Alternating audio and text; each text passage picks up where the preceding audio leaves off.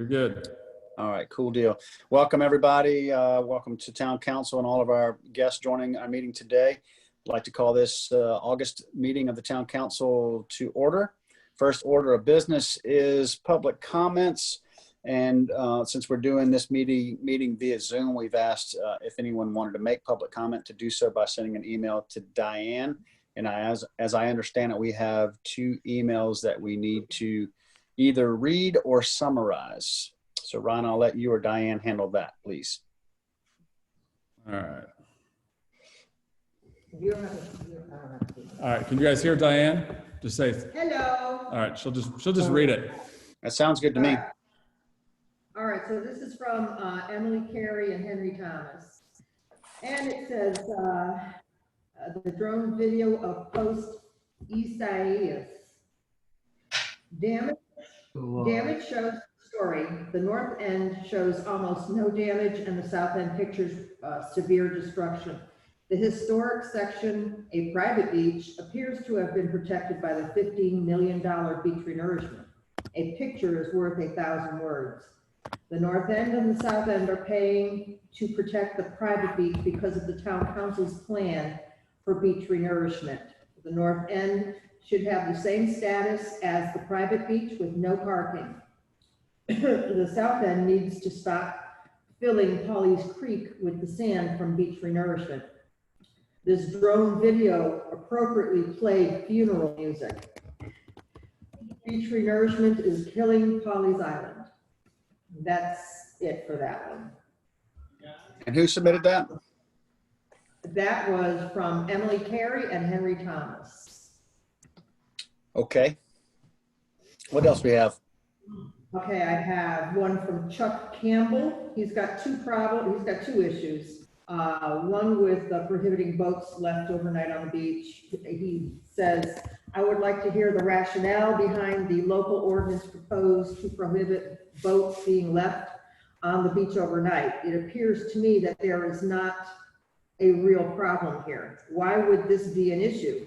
How do we suddenly have a problem when we've never had the council mention this before? And when it is mentioned now, it is to discuss a complete prohibition. In all the time I've spent on the beaches on Pawleys, I've never seen more than 1 or 2 boats anywhere on the beach.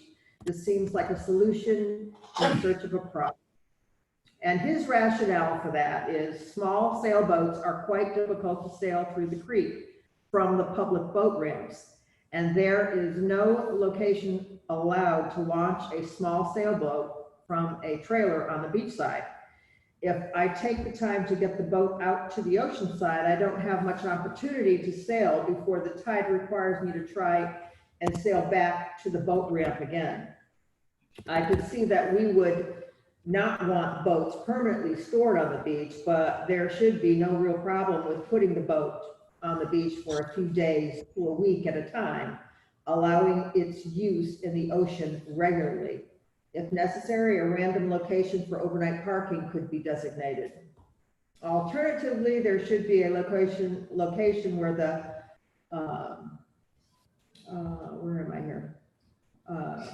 There should be a location where the boats could be launched and recovered on the ocean side, say at the south end parking lot. I am also fine with not leaving trailers at the boat ramps overnight. And then the second issue he has with the executive session regarding condemnation of easements, he wants to be informed, he says, please inform us of the nature of discussion about condemning easements. We do not need to know anything confidential about the details, but what easements and what reasons for the condemnation. If the above cannot be shared, we would like to know why, and if the discussions taking place are involving the current stakeholders. That was Chuck Campbell. And then I have one more from Mark Hahn. This is, while I haven't heard all the arguments for banning boats overnight, I believe the following is important to note. He has four things to note. Number 1, there are very few boats that are on the beach. On average, a couple per week during the season, max. Number 2, there are typically vacationers who might choose elsewhere to go. I know this is a big deal to the 2 to 3 of them I know.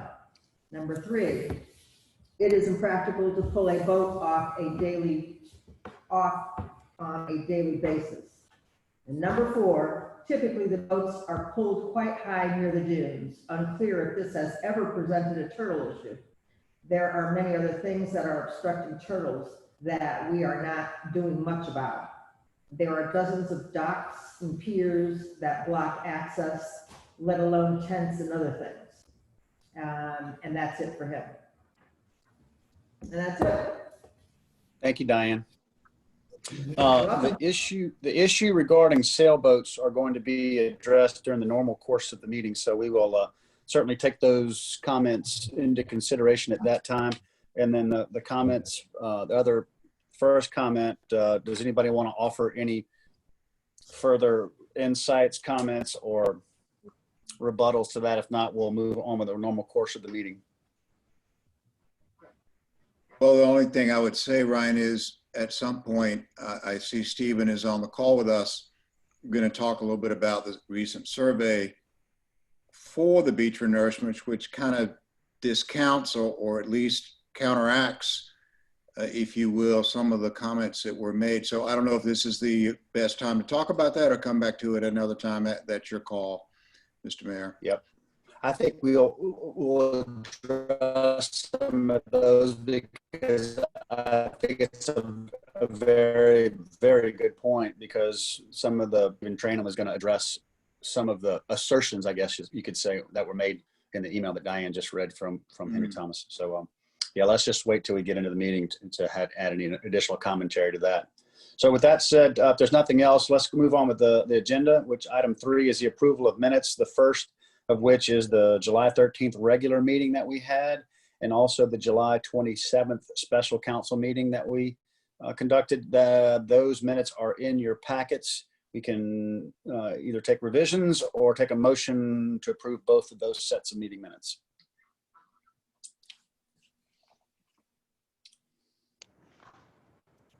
I make a motion that we approve both minutes as written.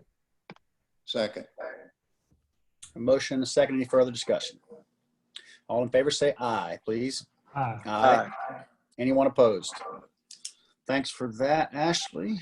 The next item on the agenda is reports and updates.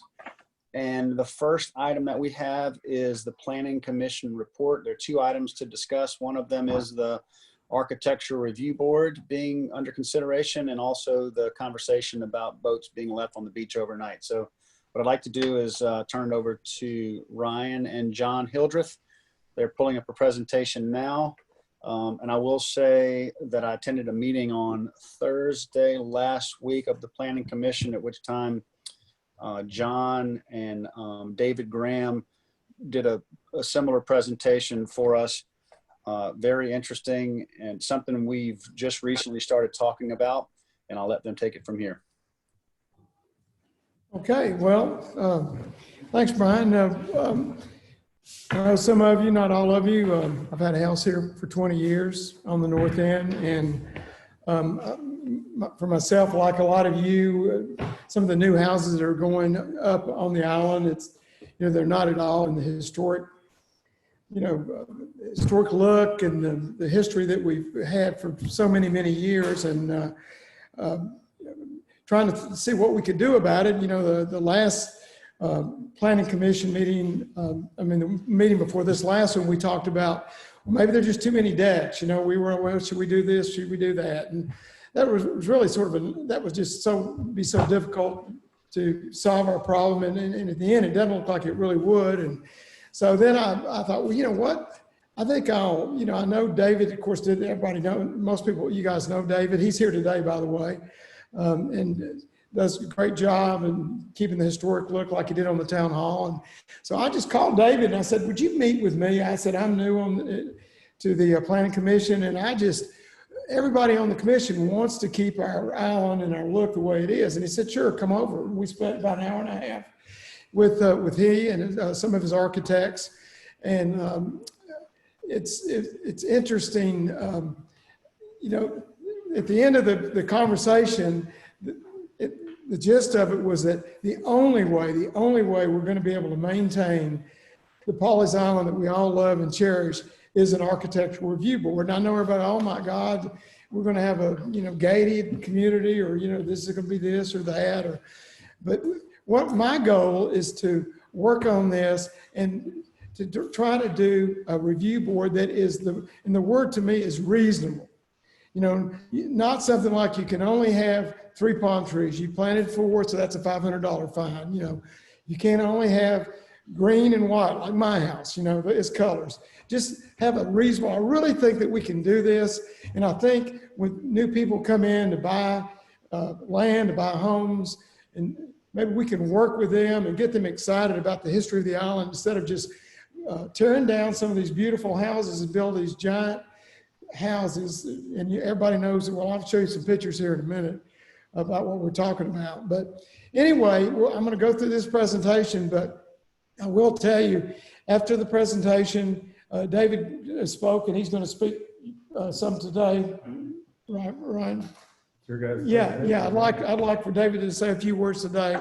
But the bottom line is, we've all voted, and we're recommending to town council that David go and look for an outline of what we could use for an architectural review board, not the actual document at this time, but what would make structurally sense, for us to be able to do this and keep our historic look. And we voted to recommend it for you all to pass, to give him permission to do that. And then the next step after that, he would come back, present this to us at the next meeting, which I'm planning to have in September. If we like that, if we vote on that also, then it would be, again, to town council, see what you think about it, if you vote that in. And then after that, we would look at actually establishing the document, and then he could help us, establish the document. I believe that's what we decided to do. So having said that, let me go through this presentation, and I'll try to make it as brief as possible. I know you all have a lot on your plate tonight, so here we go. Okay, what makes Pawleys Island special? The only thing I didn't cover in here was the lower blood pressure, which everybody says. But you can read that. Now, these are just houses. Some of these houses may be your own house, but my wife and I, Haley, were walking on the beach. We took a lot of these pictures, and this is Pawleys Island. This is not Litchfield. This isn't Garden City. I mean, it's very obvious that there's our history right here.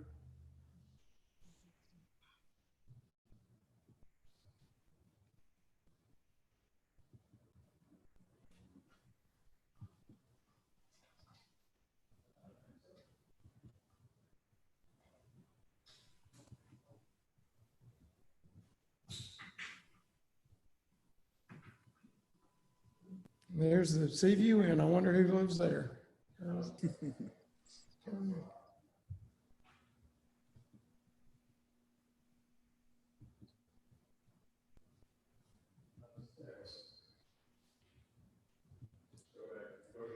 Now, this last slide I think is important. This is a house.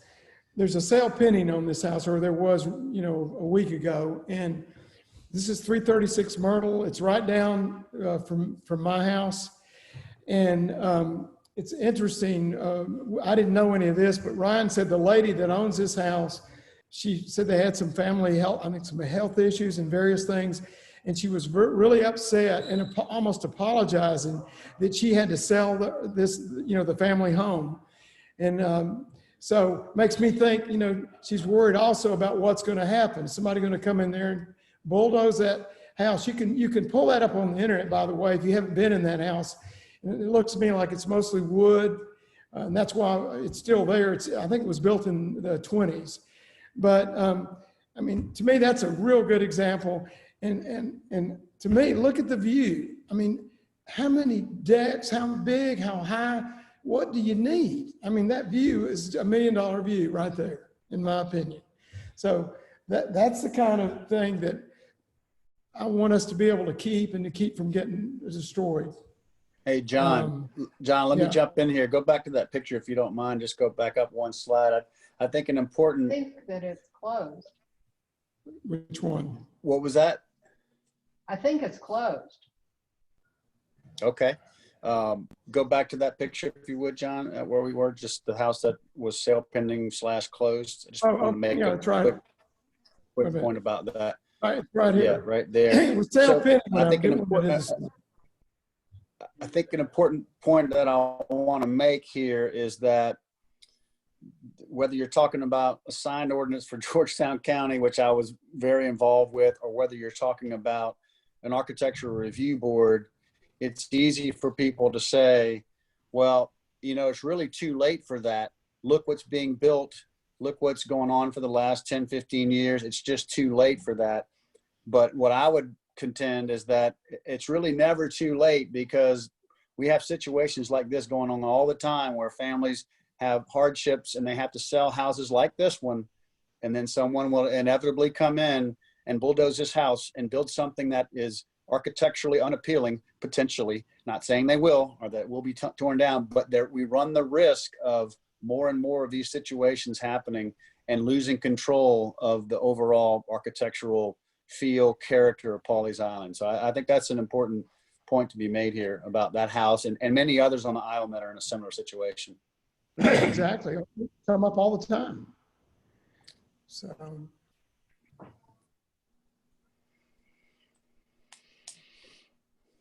There's mine.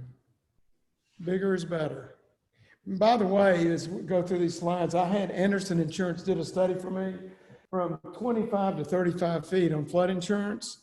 Some people thought, you know, you save money if you go higher. It's the same exact premium.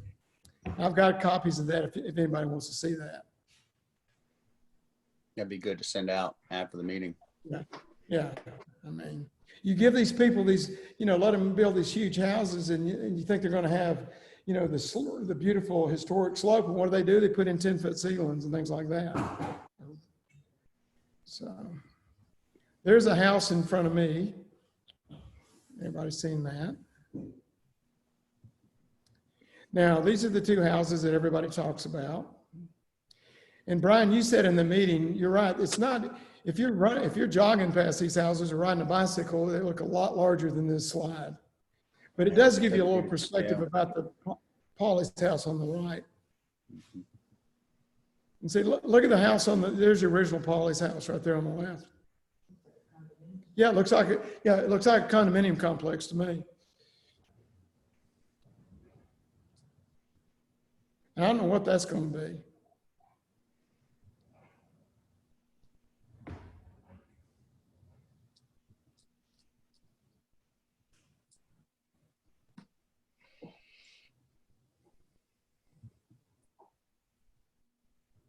That's it. Hey, John, I know that John, or excuse me, I know that David was going to say a few words, which we certainly welcome that. I do want to talk just for a few minutes about the process, and that might be good for David to speak to, because I know at the meeting on Thursday, we talked about, do we create a board? Do we create a separate board? Do we create a architectural review document, or do we, you know, what does that look like? How do we implement something like that? Because that's as important as anything else. But before David goes into that, I wanted to just add to what you said. You know, an architectural review board is not supposed to be, you know, too rigorous or burdensome on the builders or the renovators or whoever's going to do the work. This is to help people, honestly. This is not to say, well, what you're doing is ugly and that's bad. We want to help people, and this is a positive thing for the island as a whole, to steer people correctly that may or may not have a good feel or understanding of the history and the character and all the things that make Pawleys special and unique. So I just wanted to make sure we didn't lose that point before David jumps in. I want to say one thing. I agree it's a positive. Go ahead, Gary. Yeah. Well, what I was going to say, the guy who built those houses, he's the one that came to me and said, you know, he had to build them that way. And so what he was talking about was the ordinance that we passed, I think, to try to save a little bit of money on flood insurance. We lifted up the floor elevation, which kind of compressed everything. So I just don't want a negative thought toward that builder because, like I said, he brought it to us and then we made that change to where what's led to David right now. And David was the one that came back and kind of drafted that last proposal, I believe. Yeah, we've got some definite unintended consequences of trying to do the right thing with insurance and square footage and all of those things, which is why it's a good time to come back and revisit all of these things to see if we can bring it to a good common ground of where we're doing the right thing and not steering people wrong because of other reasons. So Yeah, we can't go back. You know, the houses are already built. It's too late. There's nothing we can do about those, you know. yeah. Yeah, I think we looked at roof pitch and then overall height of the structure. You know, you start limiting people with ceiling heights and that sort of thing with the roof pitch, but the 3 feet overboard on the pilings is really changes the scale on a lot of the houses. Getting them out of the ground. And did I understand you to say that the insurance premium was no different in that regard? I was surprised to hear that. From 25, I did actually an oceanfront house and a house, you know, across the street. And I used just as an example, 25 feet, 30 feet and 35 feet. And I let Anderson Insurance, they do a lot of home and auto, you know, homeowners here. And she did a good, I'll send this to everybody, did a real good analysis. And the premium is exactly the same on every house. All right.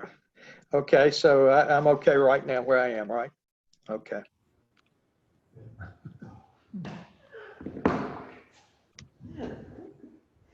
Hey, David, might be a good time to speak to process because again, you know, we have committees for Pawleys Island. We have several. Sometimes it's difficult to fill those, sometimes not. But and we also don't want to make this a bureaucracy. And the Planning Commission is certainly well versed in all of these things that we have done or going to be doing because they're going to have a heavy hand in helping to craft what this architectural review guidelines look like. So can you talk a little bit about what our possibilities are with that? Yeah, there's a lot of possibilities. I've worked for 30 years with, you know, Devereux, Wachisaw, Heritage, all the communities around here have some sort of architectural review process that are all a little bit different. It could be as simple as you could incorporate some pictures and other things in your zoning ordinance. Those drawings then could be reviewed by, say, Ryan or someone on staff. If they feel like it's not following the guidelines, then it would kick it into another process or back to the Planning Commission. It could be that the plans are reviewed by an architectural professional. Most of these communities have a review fee. So when you submit your plans, you also submit a review fee. That review fee covers an architect to review the documents. He might find things that are objectionable or suggestions that the homeowner might make. You could do that.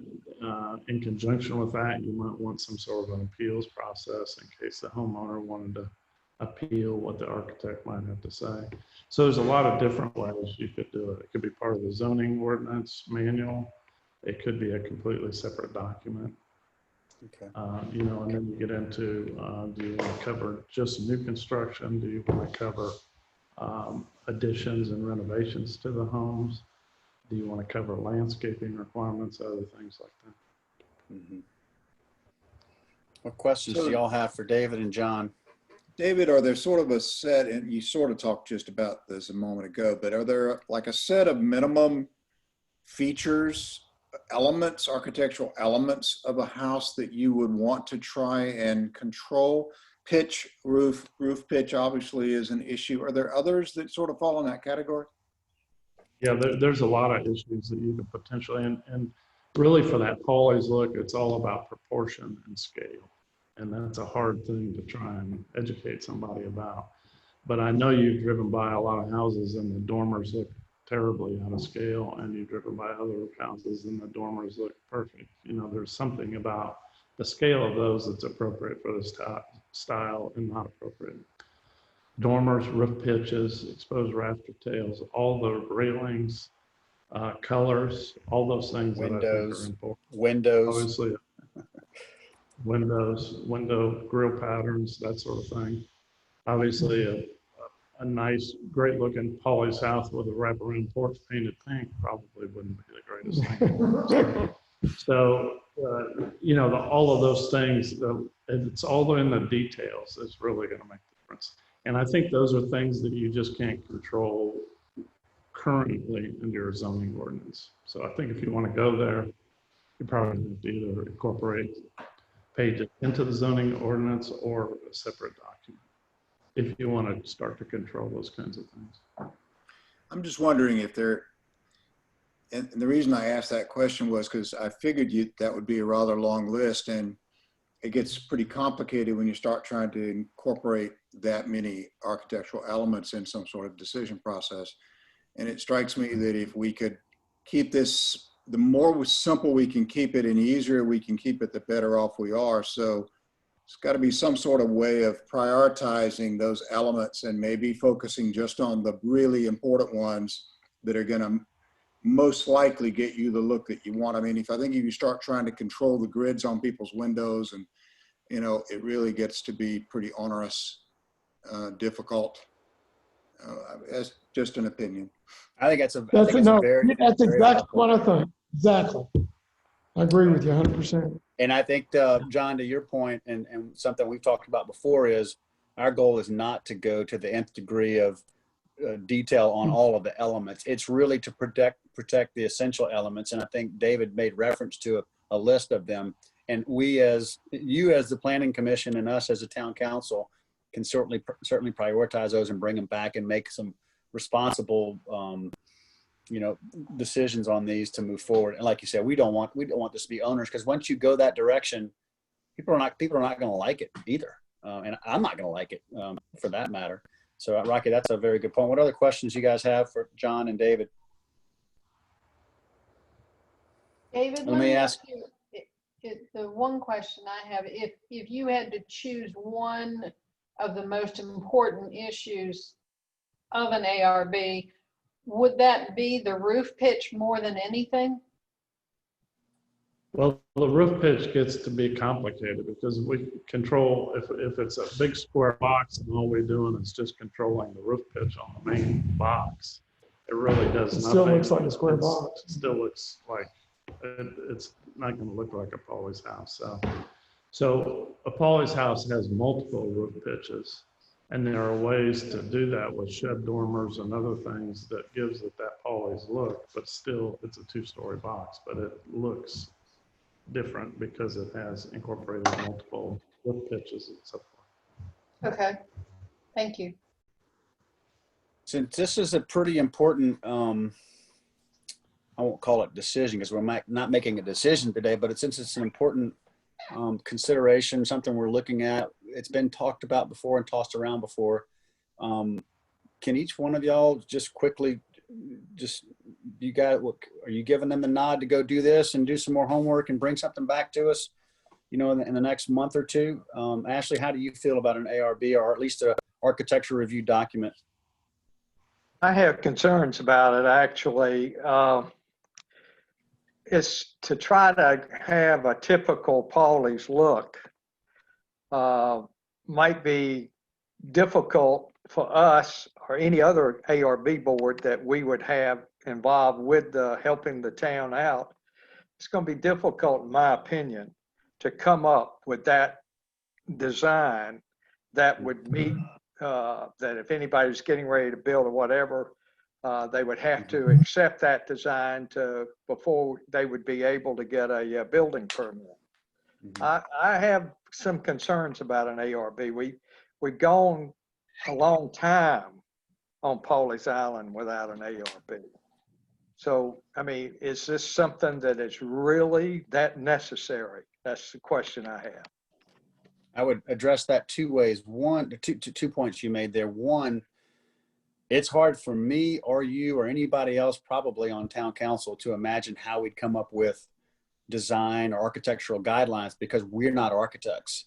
And that's why we have to bring in some professionals that can help us sort of define how to do that, because that requires some expertise, which is why they do what they do. And we can get some help, and we may decide down the road and this is not going to fly. It's probably too arduous. It won't work. So while I'm with you, I agree it'd be difficult to do, and we probably can't see it, but I think an architect and some expertise in that arena can bring us around to what makes sense. And the second thing I wanted to say about, we haven't had one for a long time. Maybe we don't need one. I personally am seeing some things being built for someone who's lived here, 20 years, and my wife has been coming here her entire life.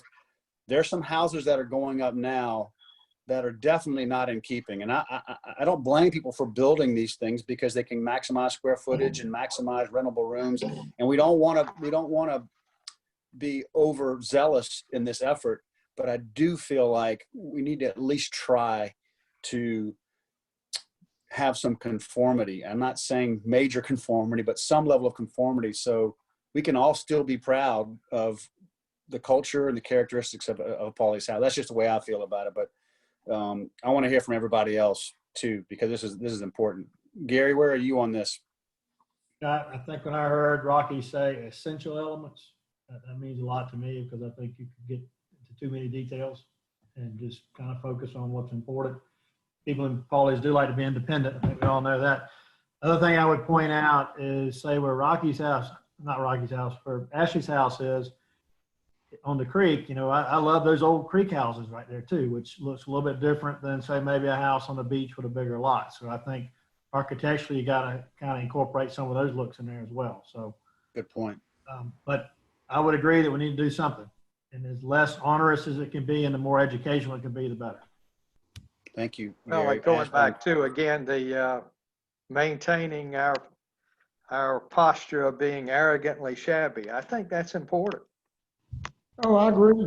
I agree too. I think that fits in line with what we're saying to a degree. Where are you, Sarah? What are you thinking? I guess I'm drawing on some history that we have. Won't say that we approached it by considering an ARB board, but we approached it in terms of, how can we get this under control without being, too restrictive. And I think some folks obviously are going to feel like, that we are being restrictive and we're going to tell you what you can and can't build. Mm-hmm. But, at the same time, we also, if we're going to visit this, there was a while ago, I don't know if it was a ruling, an ordinance, I don't remember, as far as, okay, if you got this house like this right now, you can build it back. I don't remember. But we also had a situation where there were multiple houses on single lots, and we took the stand to grandfather those. And I feel like if we're going to do an ARB, will those things change? I think the conversation should occur. I mean, Okay. Could this be a voluntary thing? Could we, encourage people to build the look of Pawleys versus other areas? I don't know. Yeah. I'm Okay. open. I got you. So you think it's worthwhile to pursue, at least to investigate it, come back with some more information and address some of the key things you said, which is like grandfathered items in multiple houses. And I get a little bit apprehensive about recommendations and suggestions, and as opposed to having some teeth to it. But Rocky, where are you? I like the idea of going and studying it and coming back, but I really think keeping this almost ARB light sort of approach I like that. is really where my head is. David, do you want to add anything else? Yeah, I'm sorry, I think Dave. it's certainly start off that way and sort of see how it goes. But at this point, we might want to think of it more as an educational kind of tool for those clients that are thinking about building on their island. So here's an educational tool of what we think a Pawleys Island house looks like, some details about that and so forth. And when it comes to the enforcement, then you guys could decide how strict you might want to be. But I think, you know, it's been brought up that some people coming to the island just don't even think of or don't realize that, you know, the architecture is significant here. And certainly Good some point. sort of education process with some sort of an ARB manual or whatever, I think would be great. Well, that's making it a positive again, like we said earlier. Yeah, so it's a positive, it's an educational, architectural educational tool that they could use as a guideline. How I think strict you that's a want to really, get, really good point, David. how strict you want to get about enforcing those things, then, you know, it could start off very gradual and you could get more restrictive or less restrictive. So, I mean, it's, you know, it could be a growing, evolving sort of That's a document good- too. real good It doesn't have to be, you know, all or nothing kind of thing. Let me do this. I want to thank David and John, both of you, for taking the time to come and the, you know, the diligence you put into this and sharing with us. And I know I've met with you guys a couple of times about it, and I'm impressed with the approach. So what I'm hearing, and if anyone disagrees with me on council, let me know. But do we all agree that this is a worthwhile exercise for us to go forward with? Can't hurt. Awesome. Okay. Well, thank y'all. We're going to move on to the next agenda item. John, you may want to stay for this one. David, thank you again for being a part of this discussion. We'll be in. Thank you, David.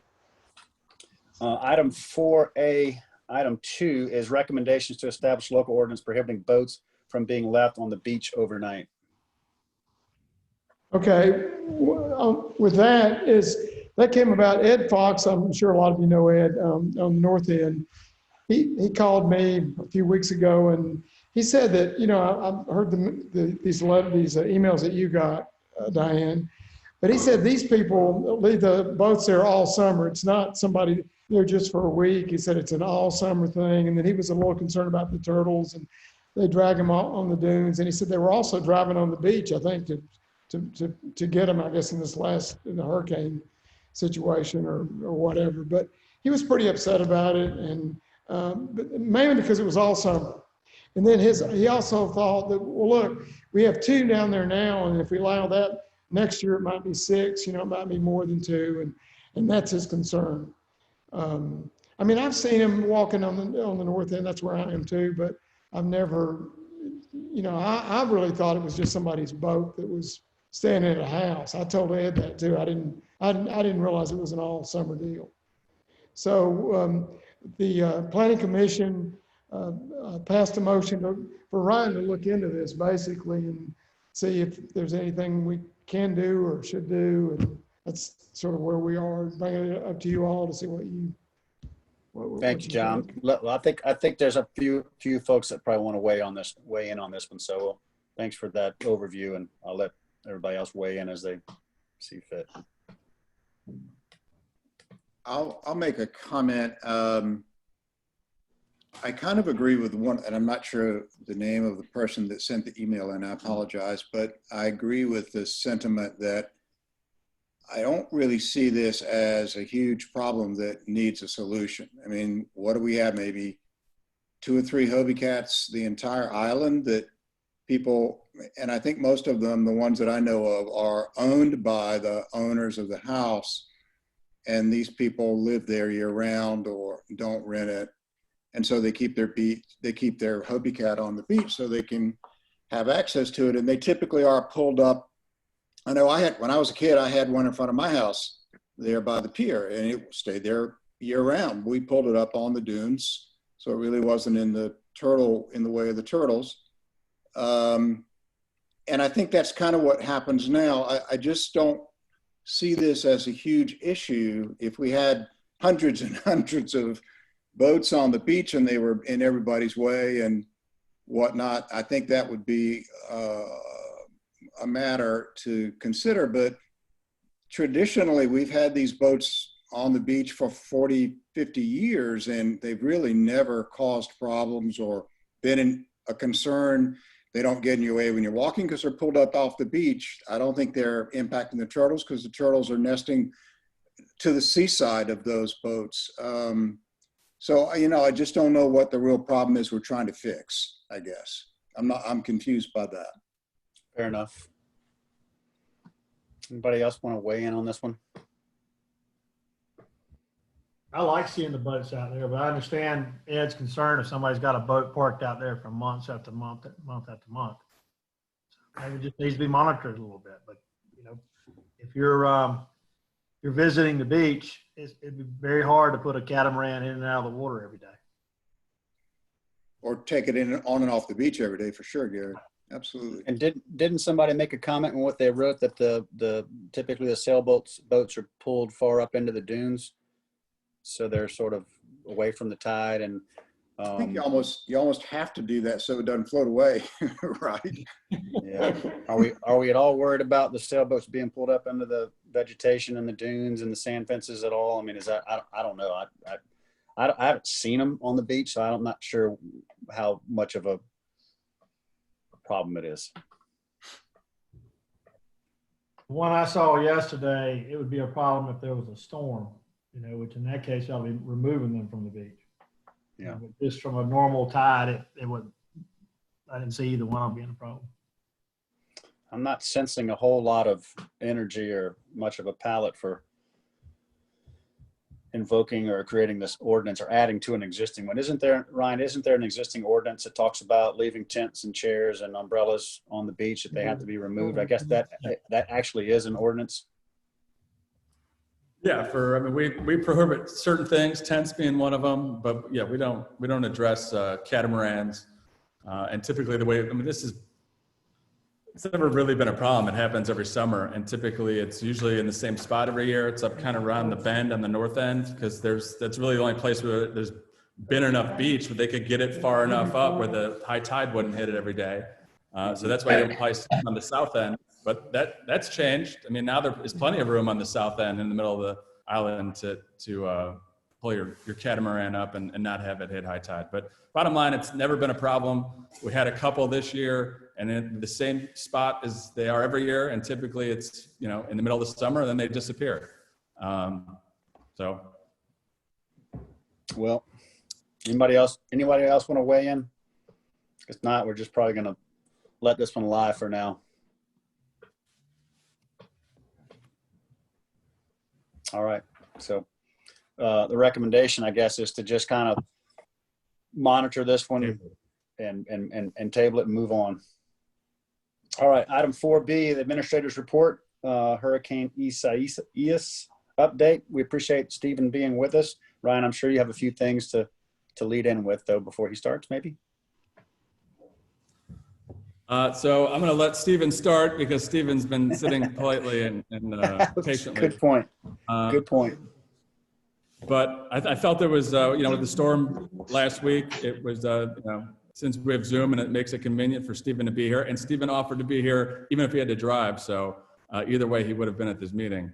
But just kind of give you an opportunity, Stephen, to brief council on, how the storm fared through or how the beach fared through the storm, and any questions council might have. Sure. Thanks for asking me to participate. And can everybody hear me all right? Yes. You can. Okay. So we did a post-storm survey late last week, and I sent some of the kind of general findings to that to Ryan, and I'm not sure if he passed that out or not, but I'm still kind of cleaning up the data a little bit, so that any number that I mentioned is kind of a rough number right now as far as how much sand we gained or lost. Generally speaking, the storm hit at the absolute worst time, but it was fortunately a fairly quickly moving storm, and wasn't, it was a Cat 1 or so, but could have been a lot worse.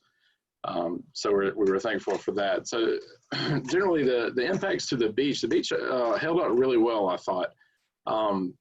We had such a surge that we actually had waves and water overtopping the top of the dune, along most of the south end. But the majority of it was water just kind of lapping over the top of the dune and then gently running. Where we did have some issues is under a couple of walkovers where the contractor wasn't able to fill completely under the walkover, under the structure. It creates, just a little lower area. That's where water was kind of able to funnel through. And when you have any, water is going to try to find the weakest point, and those were the weakest points. So as soon as water starts to flow through at any kind of speed, it's going to scour out some sand. And that's where we had a couple of places where water, got into, or some, water and sand got into yards and things like that. We did have a little bit of impact to the dune, but overall it held up pretty well along most of the beach. The vegetation for the most part did okay where it was installed, from the north end of the island. The good news is, looking at the area where we place sand, so from the south parking lot to about 1,000 feet north of the pier, it looks like we only lost around 30,000 yards of sand out of the 1.2 million that we placed. So that was pretty good news, I thought. That's 3%. Yeah, so for a storm like that at dead high tide, that was really good.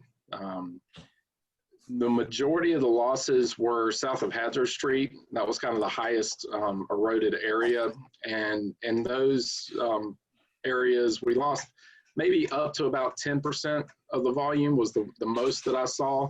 And again, these numbers might change a little bit, but overall there wasn't any area that lost half the nourishment sand or something like that. The one good thing that we did observe is north of the pier, we actually gained a decent bit of sand in areas outside of where we filled. So from First Street to Third Street, the beach profile is actually wider now than it was after the project. In some cases, it's about 50 feet wider. And I provided the profiles to Ryan that you can see how the most recent profile from last week, you can see where it's further away from the starting point than the post-storm profile. And that's what we expected to happen. As anytime you add that much sand to a system, sand's going to spread either direction, to the north and to the south. So we're getting some of that sand spreading to the north like we expected. So it's building out that area, and I expect that to continue to happen for the next couple of years. Along the south spit, south of the parking lot, we got a lot of accretion immediately, even as the project was going on, the spit really widened. That's starting to erode back some now. Let me call you back. I'm in a town council meeting. I'll call you back. So that area, is going to fluctuate seasonally. And after this initial surge of sand, it's going to erode. We're not noticing any, significant obvious places where sand's, infilling the creek or anything like that. Again, we did not have any breaching where we had, significant amounts of sand on the road or overwash into the creek or anything like that either. So overall, I was really happy with the way the beach looked. It did, a storm will adjust the profile. When you have that much sand, it's going to tend to flatten the slope some, so it's not going to be as steep of a beach. And it will also tend to push sand up onto a berm. So what we saw in some areas was the elevation of the dry sand berm gained a foot or a foot and a half of sand. And that created, some temporary ponding behind it between the dune and the edge of the berm, but most of that looked like it had funneled out and dried up. So, the beach is going to continue to adjust for a couple of years, and storms like this actually kind of speed up that adjustment process. As long as we're not losing a lot of sand during that or, having overwash of the dune, then, I think things look pretty good. Two things I heard. Thank you for that update, Stephen. One of them, that between First and Third Street. Can you say that again? That accreted during the storm or before the storm? Well, it's accreted since our last survey. So we surveyed after the project in April.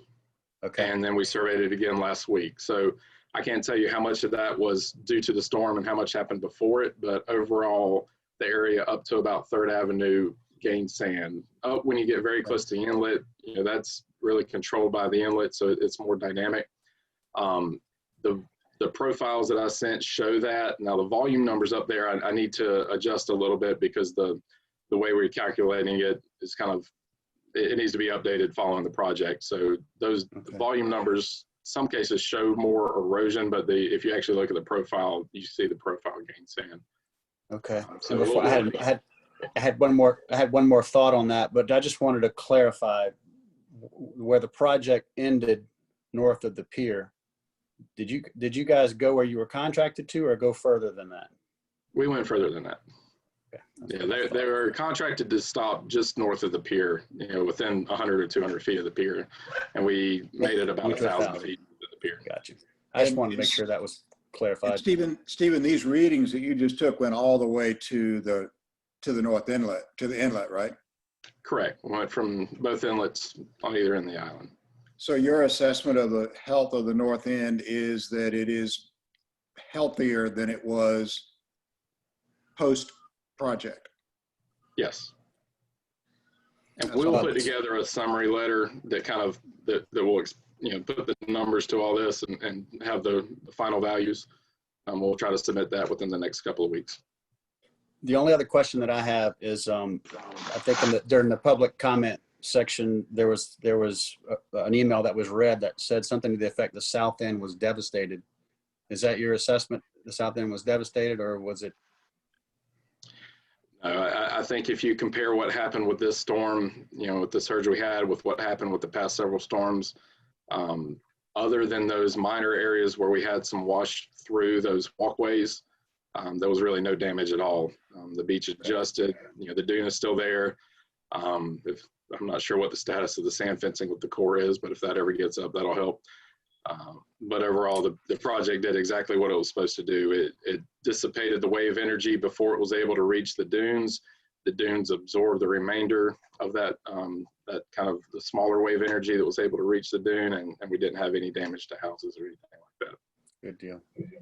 Stephen, Thank does you, your Stephen. company monitor any other beachfront properties along here? I mean, Prince George, Devedue, South Litchfield? Yeah, we currently work for Devedue and also working for the folks down at Inlet Point at the south end of Litchfield. And beyond that, we also survey for the state. We do all their yearly beach surveys for their 400 profiles that they monitor for the state over all the developed beaches. And were any surveys done at those beaches after the storm? I just was curious how we fared compared to the others. We have not done any comprehensive surveys. Most of our clients in Charleston and south of there, the storm wasn't near as bad because it hit at a lower tide and was a little weaker when it passed there.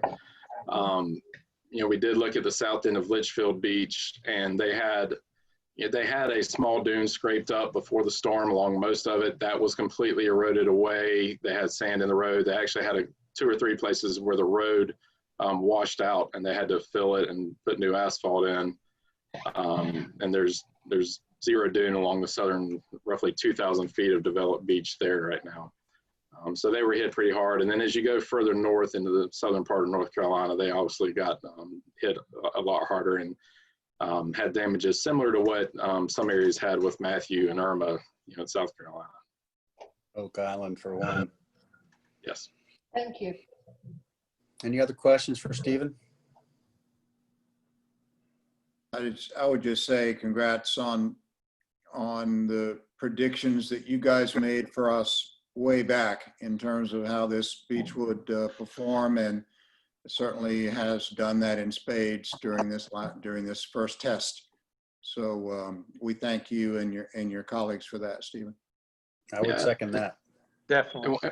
One thing I did want to mention is, it would be great to patch in those places of the dune under those walkovers that did erode. The town or those owners may want to pursue a general permit to bring in some sand, or DHEC may allow us to use our existing permit to kind of patch those areas back up, because anything that's left like that will be the vulnerable spot should we have another storm like this. So it would be great to get a Bobcat or some small piece of equipment to backfill those areas. That's worth thinking about, Ryan. I know that one owner has already taken that to heart and has started his, I don't know whether he has a permit or not, but what kind of cost, because I think there were approximately 6 houses that had the breach under the stairway walkway. Mm. What kind of cost would they be looking at, or would this be a town project?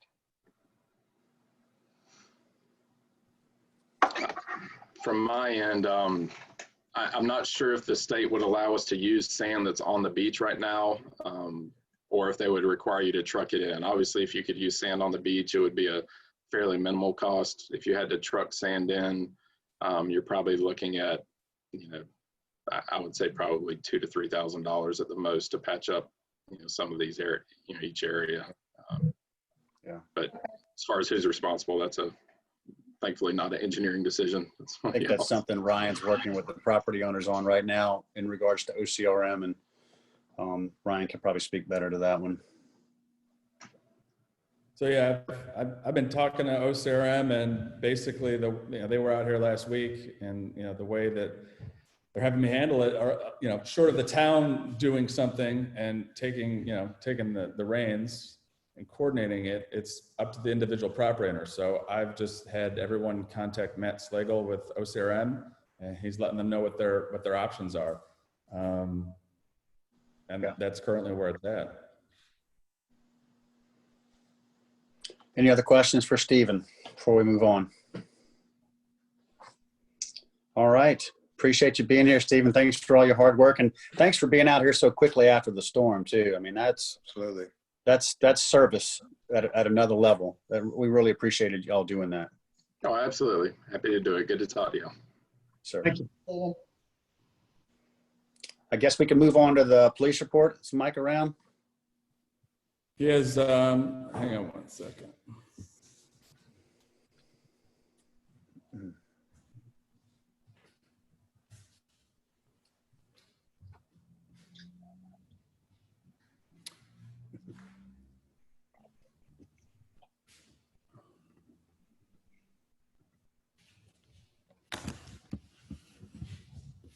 How y'all Mike. doing? Good. To just go over the police report for July, it was a typical July month. We gave out probably about 15 to 20% more parking tickets than we normally did, and moving violations also. We did not have any major crime in July.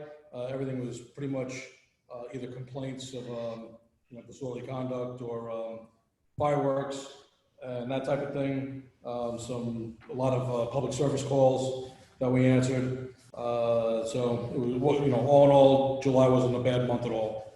I ran the traffic stats. We're up about 30. Continually, we're up over 30% as month to month from what we saw this time last year. Obviously we've had a lot of people move to the area, and with COVID, all the local pools are closed and no sports or anything, so everybody comes to the beach. So I believe everybody has seen the traffic increase. Last night, we had an incident where there was a dispute that started at Sonic. The two vehicles came on the island. The one vehicle, they were staying here, they were visiting people here on the island. The other car followed them down here. There was a incident where it was a dispute back and forth, and the fellow in the Corvette, some of you may have seen the pictures online that we posted looking for information. The fellow in the Corvette reportedly displayed a handgun, and two people who were riding their bicycles nearby heard two gunshots. So it was independent of the complainants, but we finally, John and I just came back from the guy's house. We've identified the vehicle and the owner, and we're going to continue our investigation and take it to the next level. Mike, was the Corvette license plate on the reader? It didn't come up on the reader. The vehicle that he was chasing came up on the reader, but his tag did not. When we found the car and we realized the tag is a very old personalized tag, and the reflectivity had come off the tag. That's why when you put in for your vehicle registration renewals, they'll send you a new tag every 5 or 6 years. That's because the reflectivity and the tag readers are hard to read a lot of those older tags. So this one did not come up on it, but when I posted the things to Twitter and Facebook, we got a couple of phone calls today from people who said they recognized the car So it panned out very well. Excellent.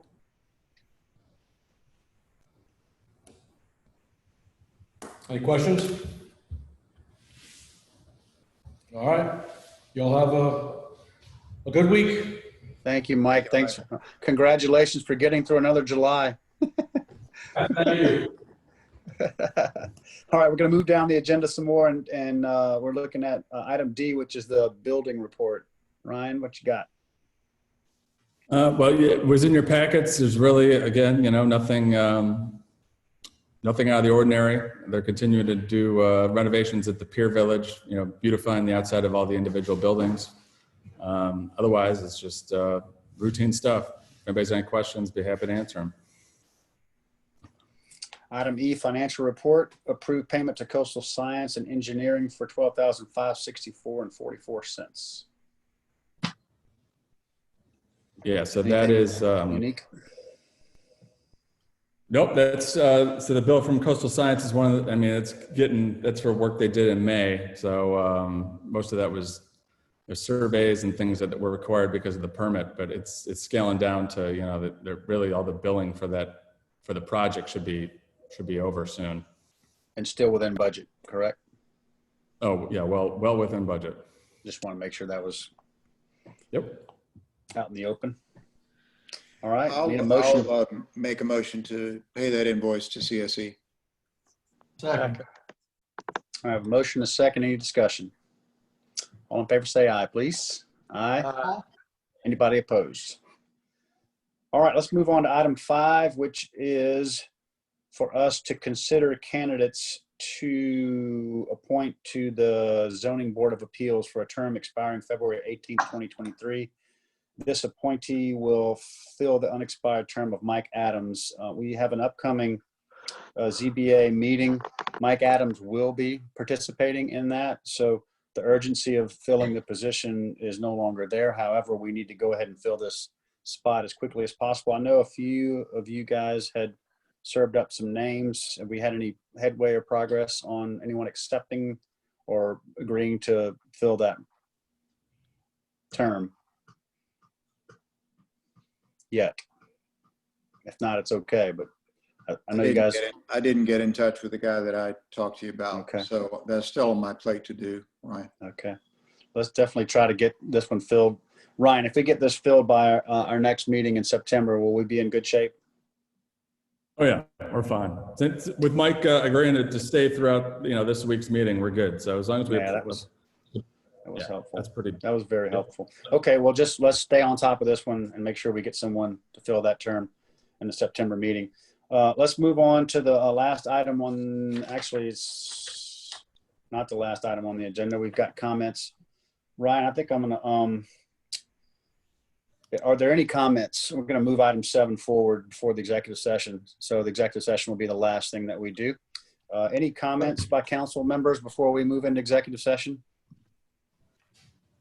I do want to make one comment. I want to publicly thank Georgetown County for partnering with the town of Pawleys Island and being willing to come and pick up the vegetative debris, the marsh grass. Most of us have seen the large extent of grass that was pushed up onto the properties over the road. Quite a bit of cleanup. There's a lot of piles out there. Wish we could have got it picked up sooner. However, the reason we decided to have it picked up Wednesday is to give those property owners time to get either crews or themselves to rake all of that into a pile and get it right next to the street to be picked up. So I know it's unsightly. I know we'd like to have it be picked up sooner, but Georgetown County will come by Wednesday and pick that up. I think, is SCDOT going to be helping them that day as well, Ryan, or is that mainly Georgetown County doing that pickup? They're going to be working together. So, Okay. To what degree, what portion SCDOT is doing, how much Georgetown County is do, I don't know, but it'll get done between the two of them. Well, I want to thank Georgetown County for doing that. I really appreciate them being willing to help. Any other comments from council members before we move into executive session? Okay, the executive session is, let's see, specifically, we will discuss the condemnation of easements on 3 oceanfront parcels. Obviously, for executive session, we're not making any decisions. If we do decide to take action or make some decisions, we will have a special meeting, hopefully later in the longer, but that's specific what we need to discuss are these easements. And we'll be seeking legal counsel during that time. So for us to go into executive session, we will need a motion and a second and approval to do so. Make the motion. Second. Motion, a second, any discussion? All in favor say aye. Aye. All opposed. Ryan has sent an email to each of you for the Zoom session, which will take us into executive session. You should see that, and we'll see you guys on the other side. Thank you.